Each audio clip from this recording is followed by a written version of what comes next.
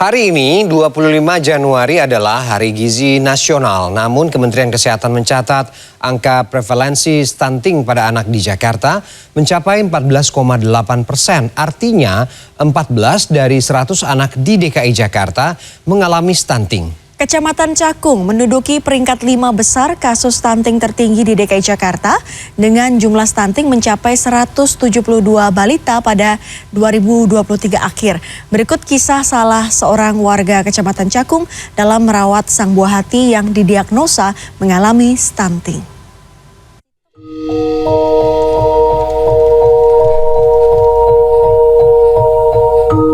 Tinggal di sepeta kontrakan yang dikelilingi aneka barang bekas di wilayah Pulau Jahe, Kecamatan Cakung, Jakarta Timur, Surani terus berupaya membesarkan anak ketiganya bersama sang suami yang berprofesi sebagai petugas kebersihan di lingkungan RT setempat. Anak ketiga Surani, Muhammad Nurjagat, lahir dalam persalinan normal dengan berat dan tinggi badan normal. Namun seiring masa pertumbuhannya, Jaga selalu menolak dan sering memuntahkan makanannya sehingga Surani hanya memberikan ASI untuk nutrisi buah hatinya itu. Yang menjadi persoalan, Surani kurang memperhatikan kualitas gizi makanan yang ia konsumsi sehingga berpengaruh pada kualitas ASI-nya. Di usia Jagat yang menginjak 12 bulan, ia hanya memiliki berat 7,2 kg dengan tinggi 70,5 cm. Sementara berat badan bayi normal di usia 12 bulan berkisar pada 7,7 hingga 10,8 kg dengan tinggi badan 75 hingga 79 cm. Dengan kondisi berat dan tinggi badan yang berada jauh di bawah rata-rata, Jagat didiagnosa dokter mengalami stunting. Kondisi ekonomi yang sulit membuat Surani dan suami hanya bisa berupaya semampunya untuk kesehatan sang buah hati.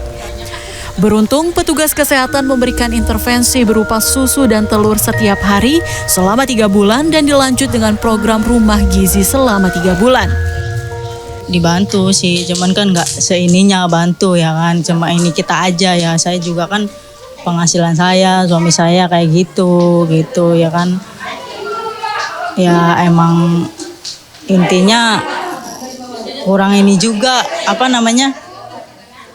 ada kesulitan juga sebenarnya, kayak misalnya di makannya ya kan, makannya harus yang bergizi gitu, harus yang proteinnya, karbohidratnya, semuanya. Ya saya udah berusaha ya, alhamdulillah mending dikit-dikit masuk. Ya sampai sekarang dari 7,2 sekarang udah 8,1 tadi itu. Kita selalu selama ini udah hampir 3 bulan deh penuh ini masak untuk balita stunting tuh. Kita datengin ke rumahnya, melihat cara menyuapin ke anaknya itu kita lihat. Ya dikasih susu, telur tuh dari puskes, dari kelurahan tuh ada. Ada sebagian ibu balita ya yang ya udahlah, orang emang anaknya begini gitu. Ada juga yang seneng, antusias gitu.